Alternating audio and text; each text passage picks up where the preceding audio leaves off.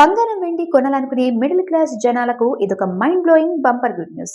Iran America మధ్య కుదిరిన చారిత్రాత్మక శాంతి ఒప్పందంతో అంతర్జాతీయంగా టెన్షన్లు తగ్గి మన దేశీయ మార్కెట్లో పసిడి ధరలు ఒక్కసారిగా భారీగా దిగొచ్చాయి. నిన్నటితో పోలిస్తే కేవలం ఒక్కరోజే తులం బంగారంపై ఏకంగా 1590 మేర భారీగా ధర పతనమైంది.